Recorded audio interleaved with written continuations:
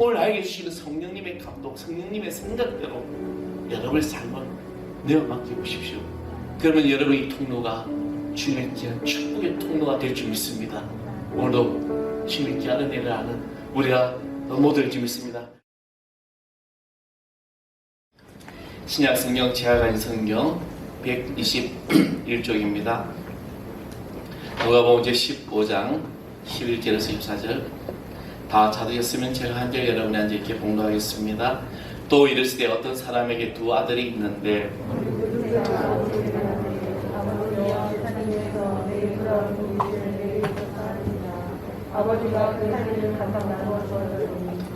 그 후 며칠이 안 되어 둘째 아들이 재물을 다 모아가지고 먼 나라에 가서 거기서 허랑방탕하여 그 재산을 낭비하더니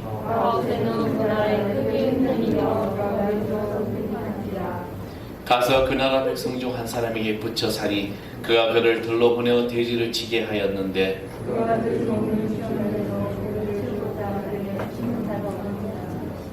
이에 스스로 돌이켜 이르되 내 아버지에게는 양식이 풍족한 품꾼이 얼마나 많은가 나는 여기서 줄여 죽는구나.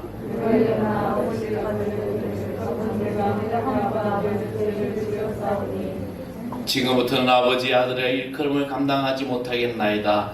나를 품꾼의 하나로 보소서 하리라 하고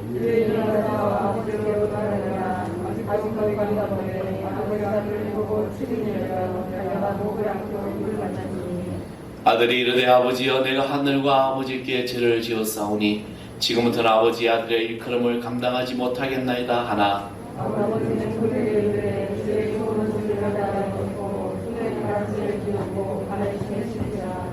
그리고 살찐 송아지를 끌어다가 잡으라 우리가 먹고 즐기자.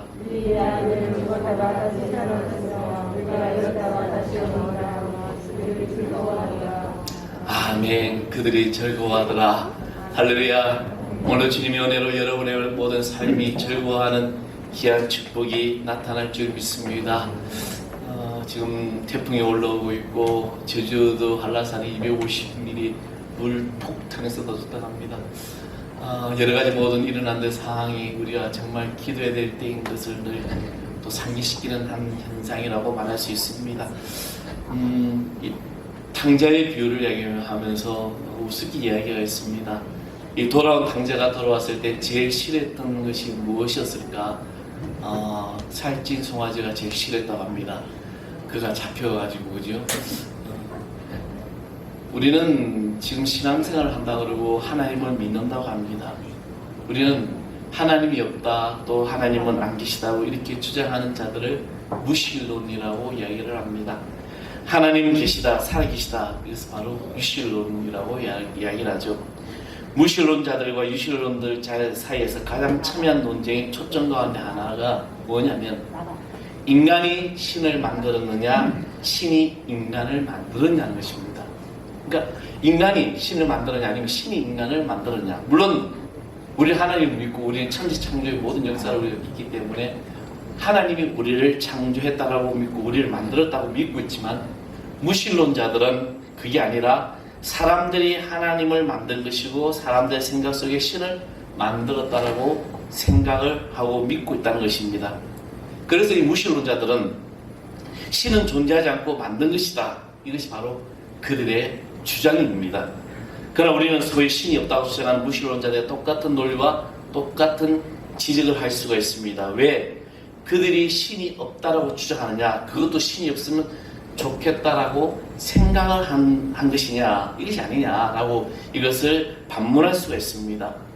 러시아의 소설가 도스토옙스키가 그의 작품 중에 한 인물을 고백하면서 이런 유명한 말을 했습니다.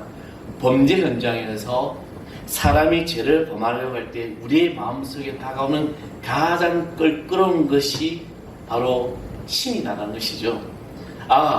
나의 지금 죄짓는 행동은 신이 알고 있고 나를 보고 있고 나를 이렇게 지켜보고 있다. 이것이 가장 괴로운 생각, 가장 부담스러운 생각이라는 것입니다.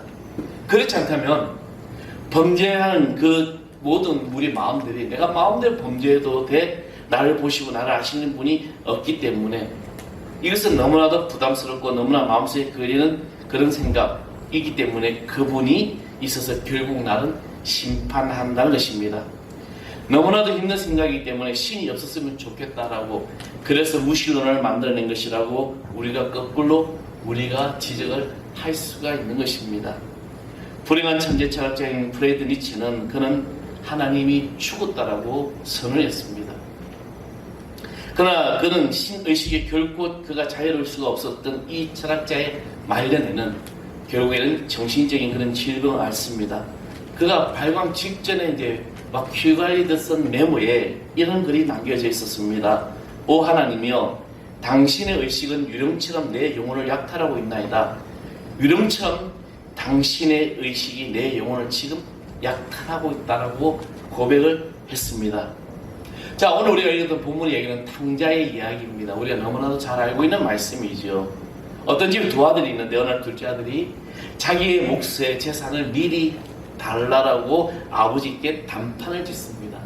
대문을 하면서, 그리고 때를 써가면서 재산을 받아가야 되겠다는 것이죠. 그래서 이 아들은, 둘째 아들은 그 아버지의 자기의 어떤 분기, 자기의 재산을 가지고 먼 나라로 가출해 버립니다. 이 둘째 아들의 이 가출의 이 심리도 동일했다고 우리는 말할 수가 있습니다. 내가 아버지와 더불어 함께 살아가겠다면 이것에 대한 어떤 자유에 대한 구속을 느꼈다는 것입니다. 내가 아버지가 있기 때문에 나는 자유롭지 못하다라고 생각했던 것입니다. 아버지가 없는 먼 나라, 아버지의 잔소리가 없는, 아버지의 간섭이 없는 이 먼 나라로 내가 가야 되겠다. 목사의 설교가, 하나님의 말씀이 선포되지 않는 그 소리가 없는 나라, 또 예수쟁이들이 따라다니면서 예수 믿으라고 귀찮게 굴지 않는 이 먼 나라, 나를 신경 쓰게 만드는 찬양의 소리도 기도의 소리도 들리지 않는 이 먼 나라, 자유의 먼 나라, 그 먼 나라를 향하여 이 아들은 떠났던 것입니다. 이것은 탕자의 화려한 외출이었고 당당한 독립선언인지 모릅니다. 근데 우리가 오늘 본문의 말씀을 가만히 읽어보면서 이 본문의 초점은 둘째 아들이 떠나감, 이 떠남을 강조하는 것이 아니라 그가 돌아온 이야기를 강조하고 있습니다. 이렇게 떠났던 둘째 아들이 이상하게 다시 돌아옵니다. 고향으로 돌아옵니다. 그리고 아버지께로 돌아왔습니다. 그래서 이 이야기는 이 둘째 아들의 독립의 이야기가 아니라, 아버지에게 반항한 아들의 이야기가 아니라 아버지의 품으로, 하나님의 품으로, 고향으로 돌아온 탕자의 기양으로 자신을 반성하고 그리고 회심하는 이 이야기, 바로 이 드라마의 주제가 되는 것입니다. 요즘 우리나라의 한국 사회에 굉장히 드라마 신드롬 같은 이런 드라마가 있죠. 이상한 변호사 우영우라는 이 드라마죠. 상당히 이제 그 자체 어떤 그 자폐 스펙트럼에 대해서 좀 이야기를 하면서 지금 우리 시대에 어떤 사회적인 그런 어떤 관심과 이슈를 이야기를 하고 있습니다. 그래서 이 작가가 이야기하고자 하는 것은 함께 살아가는, 더불어 살아가는 이 세상에서 이 자폐 스펙트럼을 가지고 있는 자들과 어떻게 해야 될 것인가를 강조하는 부분이죠. 근데 이 드라마가 뜨면서 오히려 드라마의 주제가 맞지 않게 그 드라마의 어떤 그 연예인이 속한 그 회사가 주가가 올라가게 되고, 때 아닌 돌고래 캐릭터가 겁나게 많이 팔린다고 합니다. 갑자기 돌고래 장난감이라든지 이런 것들이 엄청나게 팔린다는 거죠. 또 초등학교 아이들 사이에는 이 우영우 인사법이 또 등장했다고 합니다. 여러분 우영우 인사법 아십니까? 채투도 석투도 림, 이게 우영우 인사입니다. 그럼 반대로 거기 자기 이름을 넣어서 이렇게 받아주는 거죠. 그런 일들이 막 일어나고 있는 거죠. 이 드라마가 이야기하는 주제가 뭘까? 바로 오늘 이 세상을 더불어 우리가 살아가는 세상의 이야기라는 겁니다. 오늘 우리는 말씀을 보면서 이 드라마의 주제, 둘째 아들이 돌아옴의 이야기, 우리는 이 이야기를 집중해야 됩니다. 성경에 나타난 이 둘째 아들의 모습을 우리는 지켜보면서 본문에서 무려 매우 중요한 질문이 있는데, 이것은 여러분의 일생과 여러분의 삶의 방향을 결정할 수 있는 중요한 물음이 됩니다. 그 물음의 세 가지를 던지고자 합니다. 첫 번째 물음은 이것입니다. 무엇이 그를 돌아오게 했을까? 무엇이 이 아들을 돌아오게 했을까? 무엇이 이 아들을, 자기 재산, 자기 몫을 가지고 열심히 독립선언에 나갔던 이 아들이 떠나갔던 아들이 돌아오게 되었을까? 그 대답은 두 가지입니다. 본문을 우리가 읽어보면 하나는 흉년이고 하나는 생각입니다. 흉년과 생각. 그것 때문에 이 아들은 돌아오게 됩니다. 우리가 14절 말씀 다 같이 다시 한번 보겠습니다. 14절 말씀 다 같이 함께 하겠습니다. 시작. 다 없앤 후에 그 나라에 크게 흉년이 들어 그가 비로소 궁핍한지라. 이런 말씀 가만히 보게 되면은 다 없앤 후에 그 나라에 크게 흉년이 들어 그가 비로소 궁핍한지라. 지금 다 자기가 가졌던 재산이 다 없어졌습니다. 둘째 아들이 풍요를 꿈꾸며 떠났어요. 그런데 그를 기다리고 있던 것은 막상 풍요함이 아니라 흉년이었습니다. 그것도 적당한 흉년이 아니라 큰 흉년이 그를 기다리고 있었습니다. 그는 아버지에게서 받은 이 재산을 가지고 좋은 투자처를 내가 찾아서 내가 그곳에 투자해서 내가 내 재산을 증식해야지, 그런 어떤 풍요를 꿈꾸었습니다. 그러나 그는 다 없어져 버렸어요. 그는 가난한 자가 되어 있었습니다. 그는 자유를 꿈꾸었는지도 모릅니다. 그리고 그 자유를 꿈꾸기 위해서 아버지의 잔소리가 없는 그 자유의 그 나라, 자유를 위해서 떠나갔습니다. 그러나 지금은 돼지 지엄 예매를 먹고 돼지를 치고 있는 노예의 자리로 전락해버렸습니다. 그는 사랑을 꿈꾸며 떠났습니다. 마음대로 사랑하고 누구나 사랑할 수 있는 무한한 사랑을 펼치는 그 사랑, 그런 사랑을 꿈꾸며 떠났습니다. 그런데 그는 지금 뼈저린 굶주림과 외로움을 경험하고 있습니다. 이 흉년 속에서 둘째 아들은 생각을 하게 됩니다. 이 흉년 속에서 비로소 생각을 하게 되는데 무슨 생각을 하고 있었을까? 내가 아무리라도 아버지의 집을 떠난 것이 잘못된 것 같아. 그래, 내가 정말 아버지의 품에 있어야 되는데, 이런 생각을 그건 하고 있는 것입니다. 여러분, 아주 중요한 생각입니다. 17절 말씀 보면 이에 스스로 돌이켜 이르되 내 아버지에게는 양식이 풍족한 품꾼이 얼마나 많은가, 나는 여기서 줄여 죽는구나. 이 아들은 이 흉년 가운데 자기가 생각해 보게 됩니다. 그리고 자기의 처지를 보게 됩니다. 자기의 현실을 직시하면서 생각합니다. 내가 내 아버지 집에는 양식이 많았는데 거기는 종들까지도 풍족하게 먹고 사는데 나는 여기서 줄여 죽는구나. 이런 생각을 하게 됩니다. 이 아들의 생각 속에 쏟아내고 있는 것은 아버지와 함께 있었을 때, 그와 더불어 함께 있을 때 누렸던 그 풍요함의 생각이 났고, 따뜻한 안식이 생각났고, 아버지와 함께 할 때 이 평화가 생각이 났다는 것입니다. 어떻게 보면은요, 이 아들은 자유를 찾아 나선 것 같은데 비로소 진정한 자유가 바로 아버지와 함께 있었다는 것을 생각했던 것입니다. 그래서 오늘 17절에 이런 말로 시작합니다. 이에 스스로 돌이켜, 이에 스스로 돌이켜. 그런데 이 부분을 영어 성경에 읽어보면 그 표현을 이렇게 표현합니다. He came to his senses. 그는 정신을 차렸다. 정신을 차렸다는 거예요. 스스로 돌이켰다는 말은 자기 생각을, 정신을 차리기 시작합니다. 그러니까 먼 나라를 떠나가서 마음대로 살 때 그는 마음대로 산 것이 아니라 정신없이 살아갔다는 것입니다. 그것은 자아의 상실이었고, 이제 그가 그 자아를, 정신을 차리면서 자기 자신에게로 돌아오게 됩니다. 자아를 발견하게 되는 것입니다. 잃었던 자아를 자기가 다시 찾고 있는 겁니다. 그리고 그는 틀림없이 이런 결론 앞에 도달했을 것입니다. 아버지를 떠나서는 나는 살아갈 수 없는 자야. 아버지를 떠나서 나는 살아갈 수가 없어. 이 중요한 생각, 여러분은 이 생각이 얼마나 중요한지 알고 있습니까? 그런 의미에서 이 흉년이 탕자에게 찾아왔던, 둘째 아들에게 찾아왔던, 나에게 찾아왔던 흉년은 오히려 축복이었다는 것입니다. 그렇습니다. 흉년과 궁핍과 우리의 인생을 살아가면서 우리가 경험한 어떤 고통들은 때로는 그 고통이 변장된 축복일 수 있다는 것입니다.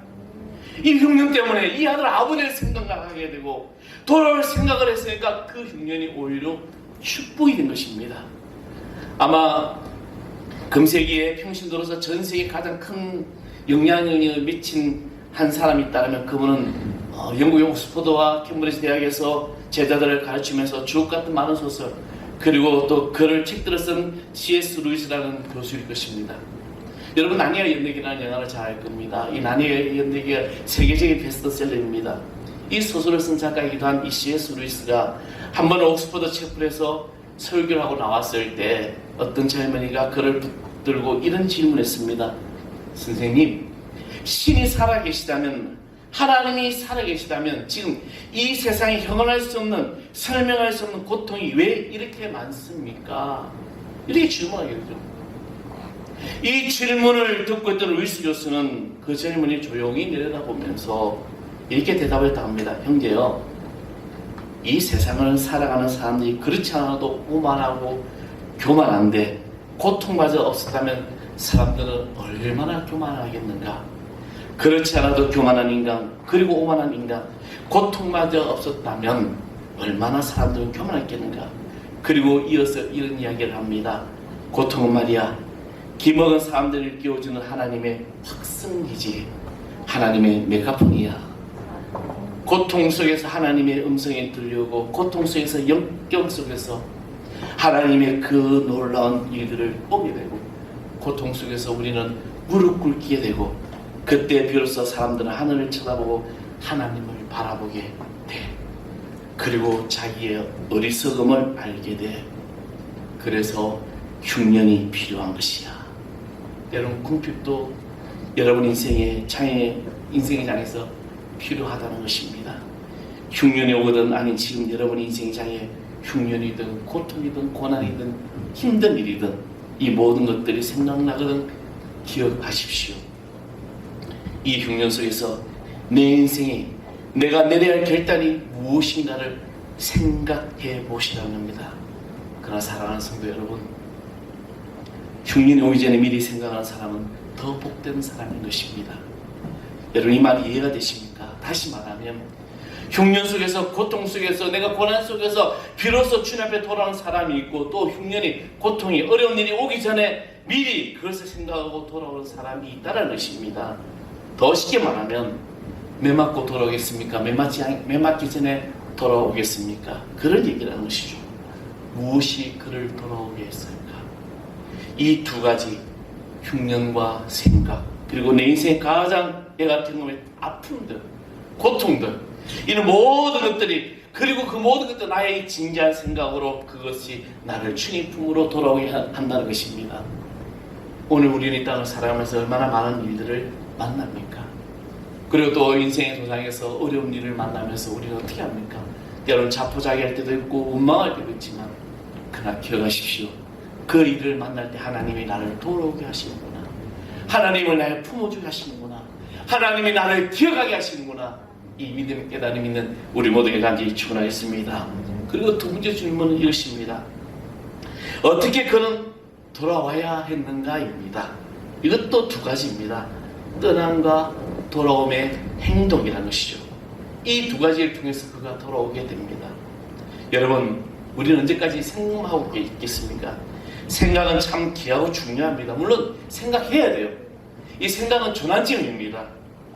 그런데 생각만 해서는 안 된다는 것이죠. 우리는 언제까지 생각만 할 수 없는 거죠. 결단을 해야 되는 겁니다. 우리 믿음의 조상의 아브라함 잘 알고 있습니다. 어느 하나님께서 아브라함을 부르셨어요.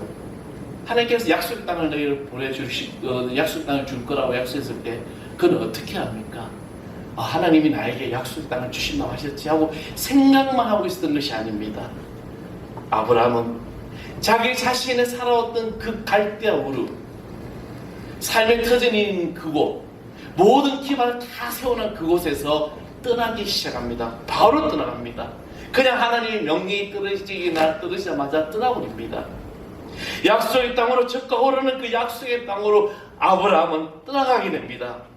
그게 약속의 땅이 주어졌기 때문에 이제 그 생각에서 결단을 하게 된 것입니다. 오늘도 우리의 모든 삶에 하나님께서, 성령님께서 여러분을 생각나게 하시고 여러분에게 무엇을 이끌게 하신다면 결단하시고 떠나고 주님의 축복의 통로로 가시는 우리 모두에게 간절히 축원하겠습니다.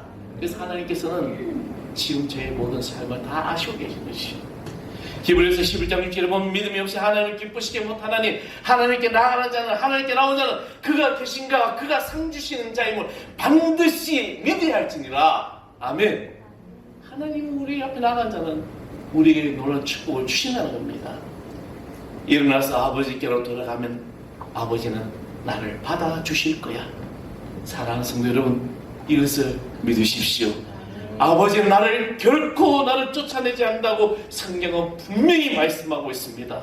예수님도 물어 내게 오는 자는 내가 결코 내어 쫓지 않는다라고 말씀하셨습니다. 안심하십시오. 돌아오면 받아주실 아버지, 아니 나에게 상급을 주실 아버지, 그 아버지를 믿고 돌아오십시오. 이 아버지의 사랑을 믿고 그 아버지의 약속과 신실하신 그의 품성을 믿고 안심하고 하나님 아버지께로 돌아오십시오. 이것이 믿음입니다. 그러니까 회개하고 믿음으로 하나님 앞에 돌아오는 것입니다. 어떻게 돌아와야 합니까? 회개하십시오. 회개라는 이 액션이 치워져야 됩니다. 이 불순종의 자리에, 불신앙의 자리에 더 이상 거기 있지 말라는 것입니다. 일어나서 그리고 하나님의 앞으로 하나님께 돌아오시는 그 길, 그 가운데 하나님 역사는 임할 것이라는 겁니다. 하나님과 돌아오는 것입니다. 그가 돌아올 때 마지막 세 번째 질문이 던져지게 되죠. 어떻게 그는 영접되었을까? 그것도 오늘 본문에 두 가지 대답이 있습니다. 기다리심과 완벽한 회복입니다. 기다리심으로. 그리고 완벽한 회복으로 그는 아버지에 의해서 영접을 받게 됩니다. 이 기다림. 오늘 본문 20절을 보게 되면요, 이렇게 말씀하고 있습니다. 이에 일어나서 아버지께로 돌아가니라. 아직도 거리가 먼데 아버지가 그를 보고 추근히 여겨 달려가 목을 안고 입을 맞추니. 여러분, 이 말씀은 아직도 거리가 멀다는 것입니다. 이 둘째 아들이 지금 아버지로 돌아오고 있는데 거리가 먼데, 저는 이 거리가 멀다는 것이 단순히 문자적인 어떤 우리 거리가 아니라 이 아들의 심적인 거리도 느낄 수가 있습니다. 이 둘째 아들의 마음이 어땠을까요? 큰 소리 땅땅 치며 내 재산을 주십시오라고 당당히 떠났던 그 아들이 이제 자기 어떤 모든 인생의 밑바닥을 가면서 내가 아버지와 함께하는 것이 가장 행복이고 축복이었다는 것을 알았을 때, 근데 아버지 집으로 돌아가려고 하는데 거리는 멀지만, 근데 육신 어떤 문자적인 거리뿐만 아니라 이 아들이 가지고 있던 마음의 거리도 너무나도 멀었다는 것입니다. 이 심리적인 거리. 아버지가 나를 받아주실까? 내가 얼마나 개판치고 살았는데, 내가 얼마나 하나님을 비웃고 살았는데, 내 마음속에 느끼고 있는 어떤 무거움과 스스로 만든 이 자격지심과 마음의 이 거리, 그리고 그 심리적인 그 공간의 거리가 뭔데 그 거리를 느끼고 있었는 줄도 모른다는 것이죠. 그런데 계속 읽어보면은 놀라운 사실은 아직도 거리가 멀지만 아버지가 그를 보고, 누가 누구를 보았습니까? 아버지가 그를 보고 아버지가 먼저 달려가고 아버지가 그에게 껴안고, 아들이 아버지를 먼저 발견한 것이 아닙니다. 아버지가 그를 보고 달려가서 껴안고 친히 여겨 그리고 그 아들을 품어줬다는 것입니다. 사랑하는 성도 여러분, 지금 나를 부르신 아버지께서는 우리는 돌아와야 합니다. 여러분의 삶에 어떤 순간이 있든지, 내가 무엇을 하든지 하나님께서는 여러분 모든 것을 다 아신다는 것이죠. 때로 내가 죄를 짓고, 때로 내가 고통 가운데서 내가 신앙의 어떤 그 영적인 부분에서 내가 부족한 때도 있었을 겁니다. 어떤 목사님 설교 중에 육신의 아버지를 사랑하지 않는 자 하나님 아버지 사랑할 수 없다, 돌아오십시오 라는 이 말씀이 있습니다. 바로 우리는 아버지의 은혜로 우리가 살아가는 것이죠. 여러분 인생의 매 순간순간마다 지금 때로는 힘든 일을 만나고 고난을 만나고 또 여러 가지 상황 속에서 내가 아버지의 품을 떠나고 이 신앙이라는 이 기준 자체 앞에서 내가 방황하고 결단하고 세상적으로 또 빠져있다면 우리는 결단해야 됩니다. 이제 주님의 품 안으로 자신의 통로에서 돌아와야 돼요. 여러분의 인생에 어떠한 상황 속에 있을지라도 하나님은 결국 우리를 버리지 않는다는 것이죠. 오늘 예배 자리에 달려놓은 것도 내가 예배 자리에 나오고 싶어서 나온 것이 아니라 성령님 오늘 나를 부르시고 나를 성령님 생각나게 하셔서 오늘 이 자리에 온 것입니다. 이 믿음으로 여러분 인생의 통로에서 돌아오십시오. 하나님은 분명히 놀라운 은혜와 축복과 정말 살찐 송아지를 잡아주신다는 것이죠. 우리는 너무나도 세상 가운데 타협하고 살려갑니다. 내 생각의 기준으로 만들고 있는 것이죠. 요즘 이 젊은이들에게 이 망친 문화가 뭐냐면 인터넷이라는 문화죠. 인터넷만 검색만 하면 다 답이야. 그게 정답입니다. 기독교의 어떤 그 질문도 굉장히 인터넷에 많이 뜨고 있어요. 근데 여러분, 그 기독교의 어떤 그 인터넷상에 떠들어보면 80%가 이단자들이 올려놨습니다. 가만히 들어가게 보면 다 이단을 끌고 가고 있어요. 잘못된 진리, 잘못된 교리를 가지고 유혹하고 있다는 것이죠. 끝비담이 우리 인터넷에 검색을 하죠. 잘못된 정보가 얼마나 세상을 병들게 하고 있는지 모릅니다. 하나님 오늘 여러분이 자신의 통로에서 내가 때론 객기를 부리고 내가 때론 하나님 앞에 내가 멀리 떠났다고 할지라도 오늘 주님이 나를 부르심을 믿는다면, 생각나있다면 때론 고통과 고난 가운데서도 그것이 축복임을 깨닫고 하나님의 자녀로 살아가기를 소망합니다. 이제 7일 마지막 시작하면서 다음 내일부터 8월 첫 주에 되잖아요. 무더운 여름 날씨입니다.